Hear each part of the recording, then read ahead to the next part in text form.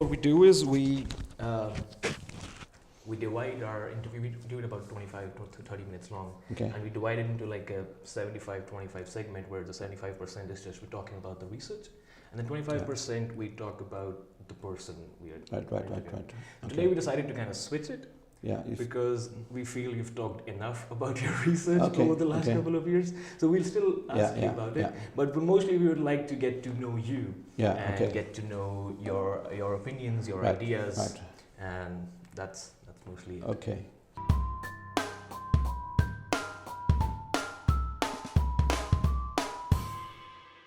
Okay. Hello and welcome to Simplified. My name is Gurjot, My name is Michael. and today we have Professor Stefan Hell. Thank you so much for joining us, Professor. Hello. Pleasure.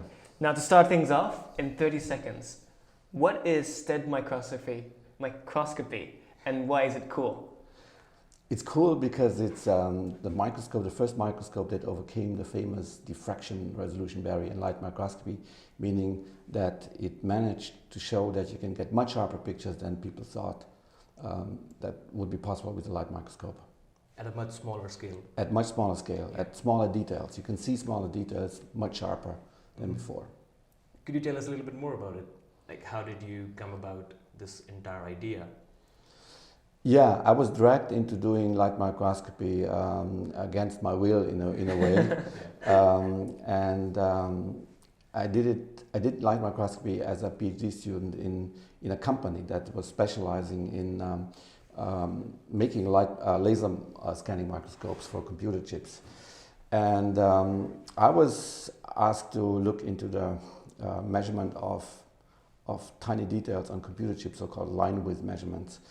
And I felt this was totally boring, and I felt this light microscopy, even laser scanning microscopy, is a kind of physics of the 19th century, very boring, and so on. I thought that I have to do something more cool, something more exciting, and so I thought the only problem left that would be worthwhile solving was the overcoming of the diffraction barrier. That's a cool problem.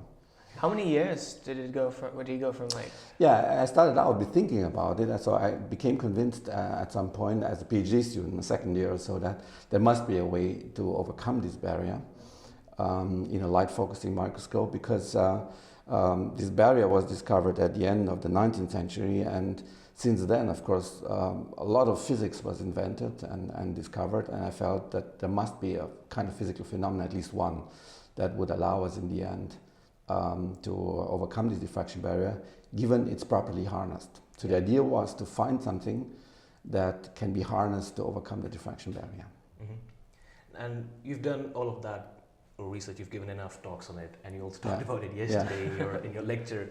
But currently you're working in nanobiphotonics. Well, that's a name I made up, so so you don't have to take that too seriously. Okay. These are if you're running a department in a Max Planck Society, you can basically choose the name. Okay. So that's you don't have to take that too seriously. So what I'm doing is actually I'm developing with the people in my group a light microscope that have the sharpest resolution possible. Mm-hmm. Now we are down at the true molecular level, so we can image or see molecules that are at molecular distances. So something that so far was only possible with like electron microscopes. Yeah, exactly. So we are now in that regime, and it's extremely exciting because with light microscopy we have at least we have the chance of doing it in living cells or under much gentler conditions than under electron microscopy conditions. And not only that, also specifically, if you attach fluorescent molecule to proteins or so, then we can tell the proteins apart or so.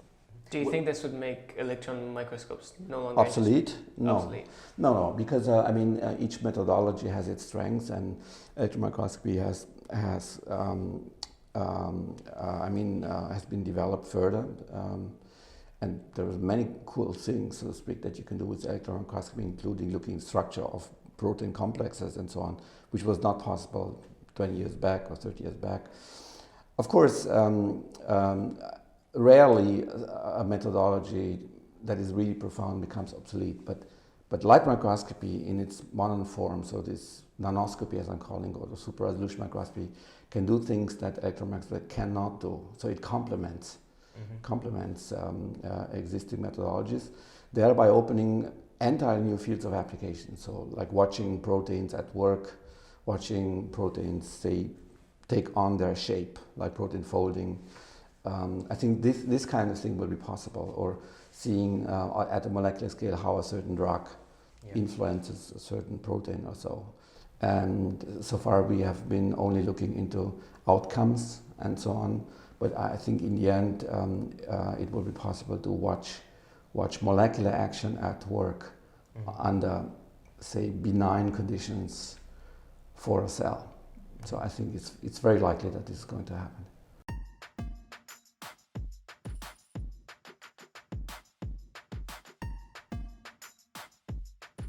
So you moved from Romania to West Germany, and you talked about it. And what motivated you to, I've kind of set this up for you. What motivated you to join science? And then once that you did join science, you said you were really interested in theoretical physics, but you moved to experimental physics for some reasons. Applied physics even, Applied physics for some reasons. And what kept you motivated on a day-to-day basis? Because there were many roadblocks. You wouldn't get funding because you didn't have a lab. And then you said some very nice things yesterday, like advancements for mankind can be delayed, not stopped, and self-awareness is important. That sounds really cool in a lecture, but how did you deal with personally in your mindset? Right. I mean, sure. I mean, if you have a vision, of course, vision, so to speak. And I had this vision that one will be able to image molecular scales with a regular light microscope or regular microscopy conditions, then you have to have very good reasons why I think this is the case. And so one of the mottos I've always had is aim high, stay grounded, meaning that you have to have as a scientist a very, very high or important goal that really means something, but at the same time you have to stay grounded. Why? Because one shouldn't become a kind of victim of one's own illusions or something. So I was convinced that the dream of getting down to the molecular scale is not just a pipe dream or so. It's serious. So the physical reasons, the conceptual reasons were very strong. It made sense to you. It made absolute sense. So I knew, of course, there are obstacles, but they are only technical. So if you have a certain vision in science, it's very important. And people say, okay, you want to achieve that. It's very important to distinguish the conceptual, potential conceptual problems from technical problems, because the conceptual problems are going to stay. And the technical problems will be overcome just over time, because the technology continues, and then there will be better lasers and better microphones and better I don't know what you may need in order to get to your goal. And so it's very important that to realize that if there is no conceptual problem, if the concept is sound, then it'll come.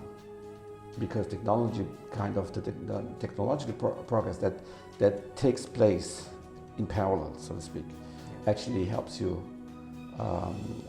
get into your goal. So you mean like at that time it may seem impossible? Yeah, people said to me, for example, you won't get there. Why? Because you won't have the lasers that do that, or the lasers will be the light will be too strong, or the fluorescent molecules you use will be bleached, and so on. But but I felt this concept of keeping something dark and having only a subset of molecules bright. So this was the underlying idea of STET. So you have many of them, so to speak, many of the molecules in the focal region, but shut some of them off to have only a subset of them emitting. This is so powerful. Once you have understood it, then you know this is so powerful that there will be one way to make it happen. And the problem is like the one I mentioned, there may be too much light, or the lasers may not fit, or lasers too expensive, and the molecules will bleach, and so are mainly technical, because chemistry can design better and better molecules, and this was clear.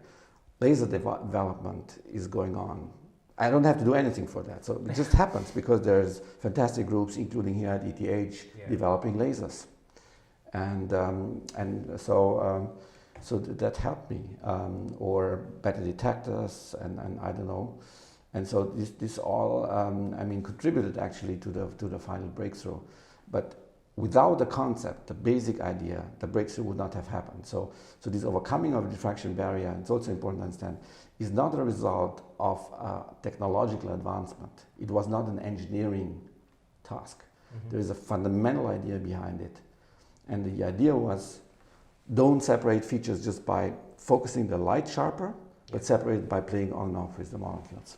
How come nobody else was just convinced of this concept? No one thought about it. People thought that, okay, this diffraction barrier was found in 1873. There are good reasons for it. It was taught in school, in university lectures. You learn about it. And not only that, there was a very nice theory which was actually put forth by Abbe in those days, which was about decomposing the object into waves and then perceiving the objective lens as a means that passes the waves as a system. There's a system theory approach, and then there is a finite passband. And if you want to reassemble the frequencies in the image plane, you have only a finite range of frequencies left. And so this is a very compelling idea. But the problem with it, and this is also a lesson to be learned, compelling ideas can be so compelling that you forget about their limitations.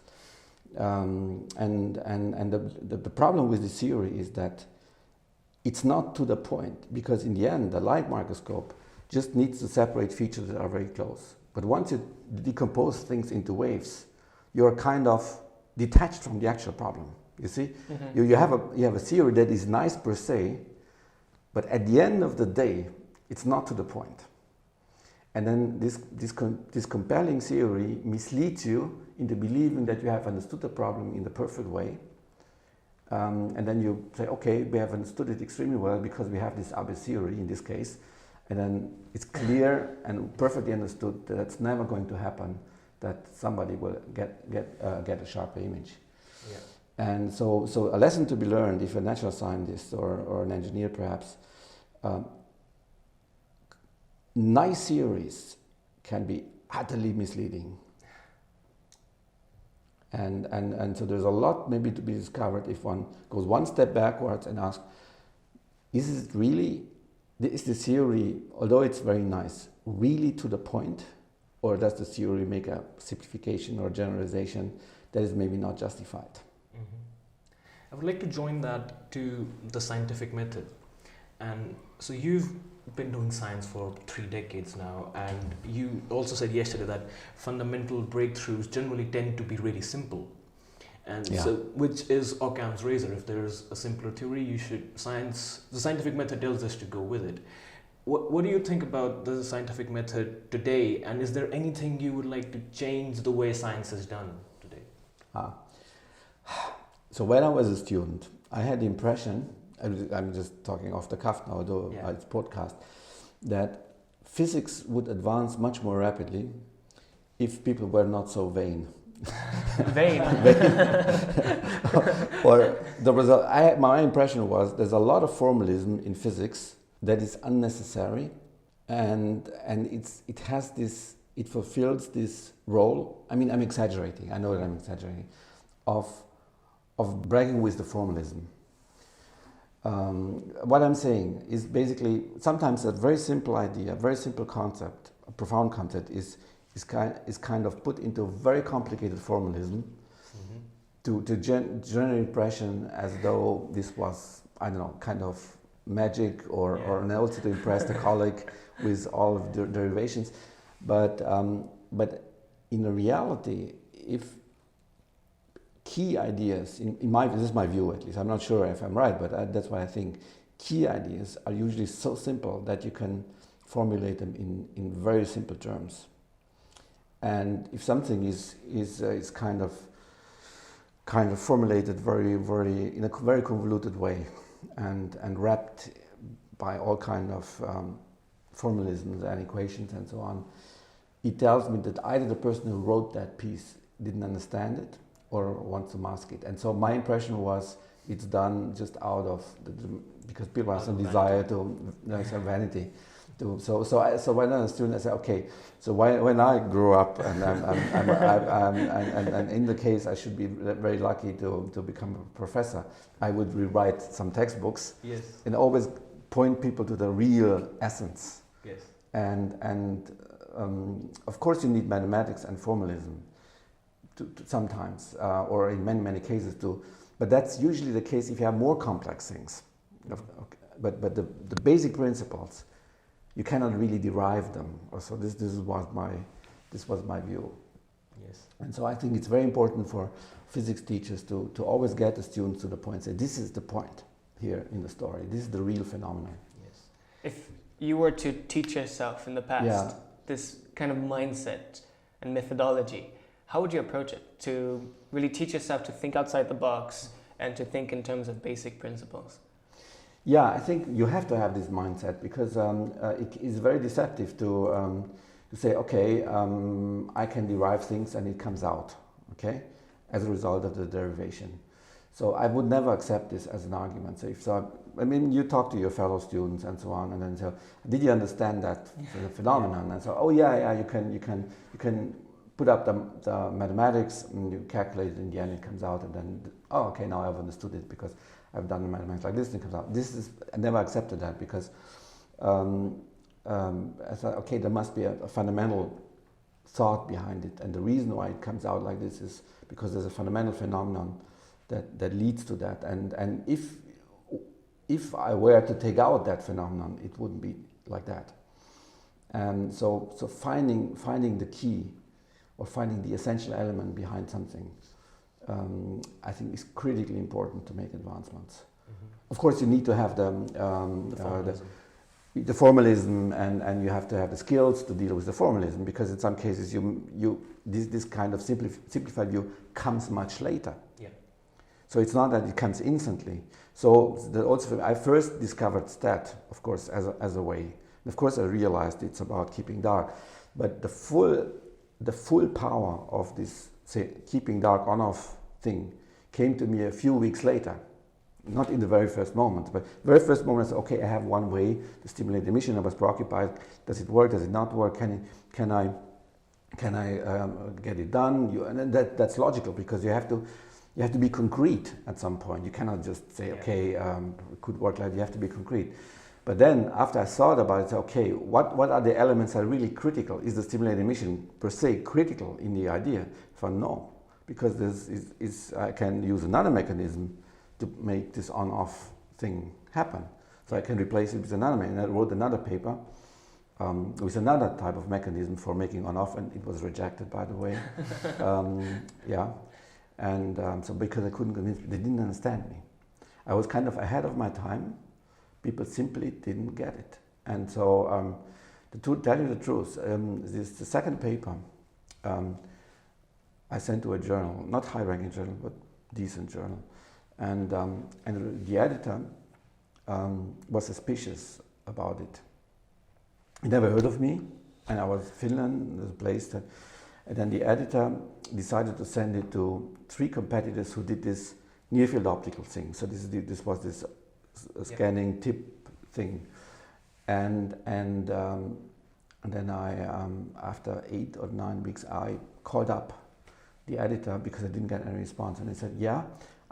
He admitted that he sent it to the 3 near-field optical people who felt competed by the idea that you can, obviously, that you can do it with a lens, because the paper was theoretical paper. It was basically saying you are on the wrong track with your tip, and you try hard, and you have difficulties. It's easier to do it just with the lens, and in the end you get 10 nanometers or so. Yeah. And of course I didn't like it, and of course no one gave positive replies, so they didn't respond. No one responded to say, yeah, it's just theory, but no proof. And then the editor said, no, I'm not going to publish it. And then he realized that I was a kind of freelance postdoc. Yeah. And he said, oh, you should first do it experimentally and prove that this idea works. So he had serious doubts that this would work. And then he said, you should go back to your CS advisor, that he should apply money for you, because I was I had no lab. So somebody should apply that you get money for your lab in order to get it done. And then so it was a nightmare. So you see how that sometimes the community doesn't allow or has difficulties of allowing outsiders with an idea that is unusual to be pursued. How do you overcome this? How should you? Very tough. I mean, I gave talks over and over and over and made a suggestion and presented the arguments. Eventually there was one person in Germany who said he may be right. And so let's give him the chance of doing it. And this is how I got to Göttingen at Max Planck Institute. They said, okay, we give him a position for 5 years to prove himself and prove that this is true.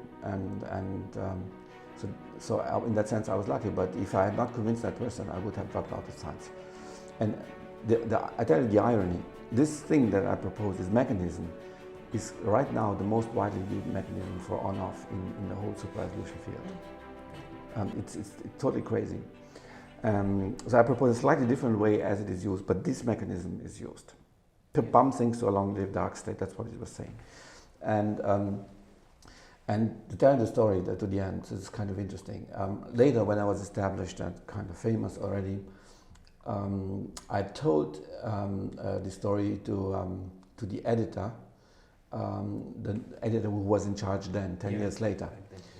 And then I said, okay, there was, I remember that I had this paper and the editor at that time rejected it in your journal. So, oh, I find that out. I know that former editor in the 90s, and I call him up and let's see if we still have the manuscript in the files. And it was really funny. Then he called him up and he said, no way. I don't know of this paper. I don't know this person. He said nothing to do with us. And he claimed that he had nothing to do with us. And I said, I'm very sure that I sent it to you. I remember the phone conversation where you said, no, you must be wrong. It wasn't me. And it's impossible. I mean, if you're, say, 31, 32 or so, and you're desperate, you will never forget such a conversation and never forget that editor will reject your paper. I mean, it's impossible. And then I said, okay, now I'm going to go through my old files. I may find some files from Finland. And I found the letter, the rejection letter. Oh, nice. I found a rejection letter with his signature. And then I made a copy, of course, with the iPhone, so whatever, and sent the letter. And then I didn't get a reply, but the new editor, of course, found the details. And then they wrote a little editorial saying, in '94 we had that paper, or we rejected it, and we shouldn't, more or less. And so you see, I mean, things come out in the end.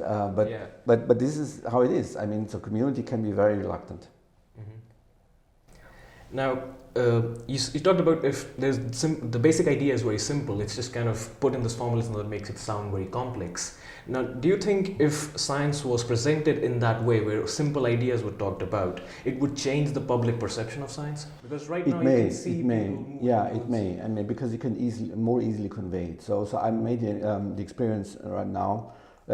Sometimes I have to give popular lecture, and then I can see that even people who are not highly educated in science, they say, I got it. Of course, they don't get all the details, and of course they wouldn't be able to do it in that sense, but they get the gist of it. Yes. And then science doesn't look like a black box, and so it looks accessible, and by the same token, the people look more accessible, and this is why I'm mingling oftentimes when I'm giving talks personal life with the science, so that people see these are normal people. These are not I don't know.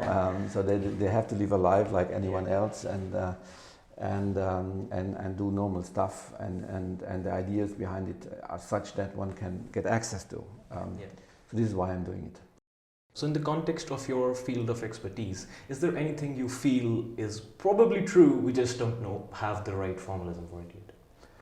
I didn't get the question. So in your field of, say, optical microscopy or nanobiphotonics, is there something that you have an intuition that this is possibly true, but we just don't have the maths for it yet? No, right now, that mean that there no mathematics needed? Or no proof? Or proof. Right now, the frank answer is no. Mm-hmm. I know that for very concrete projects, of course, formalism is required and mathematics is required, so I don't want to play that down. Yeah. Whenever it comes to concrete predictions, say under these conditions, this power, this wavelengths and whatever, you need, of course, sound calculations and statistical predictions. There's no doubt about that. But what I'm saying is right now the obstacles are not so much in the mathematics. They are in the details of the methodology. Mm-hmm. What content do you consume regularly? So in your day-to-day life, do you go on, I don't know, YouTube and watch silly videos, or do you? Right. But I'm pretty sure you have to give lots of lectures. I mean, we looked at your schedule today. You have meetings. So yeah, but this is kind of exception because this is poly lecture series. So, but most of the time, actually, I'm not traveling giving lectures. So, so you may think that that's what Nobel laureates do, and in most cases, it's true. But since I have a, they say, functioning lab, and I'm say in the middle of science developments, which I feel are important that I enjoy. I don't travel that much as you may think, and. So, I mean, I'm very proud of the fact that the Nobel was in 2014 and was given literally for two methods that overcame the diffraction barrier, like STED and these other single molecule based methods that are fundamentally related but slightly different. So I deliberately decided not to give the big lecture tour. I went to a couple of lectures which I felt I should do. But went back in order to get the science going, and since then we've published, I would say, at least 2 breakthrough papers that really advanced the field tremendously. So pushed the resolution again by a factor of 10. Yes. So and so we are now down to the molecular scale, and I'm very proud that this came out of my lab and not from any other place. And well, I'm proud. What I feel very pleased about, I have started the field in a way with this idea of STED and the rest of it, and made a number of contributions, key contributions to its development, and was also kind of the first that really got to the bottom line, which was the molecular scale resolution.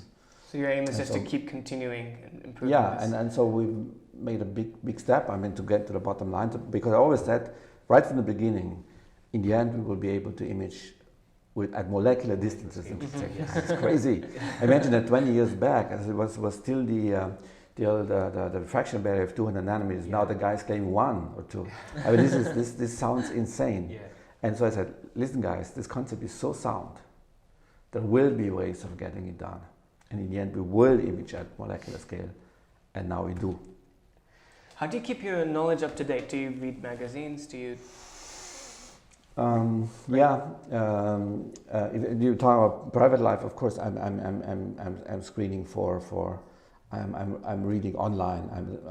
Newspapers, key newspapers in the world. So that's the convenient thing. So you can sit anywhere in the world and read major, say, newspapers in German, in English, and so on. So I think this is very handy, because you don't stay in your own bubble. And that's one thing. Of course, I'm checking out all kind of channels. I'm not so much in social media, because I'm public enough in that sense, and I don't want to do Twitter and this type of stuff. And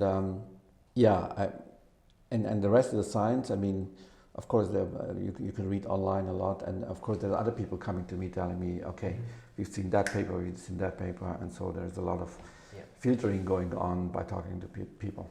Okay, cool. We won't take any more of your time. Thank you very much. Thank you so much for joining us, Professor. Okay, pleasure. Thank you for listening. If you liked it, we'd really appreciate it if you shared it and gave us your feedback. We publish a new episode every week. For more details, visit our website simplified.xyz.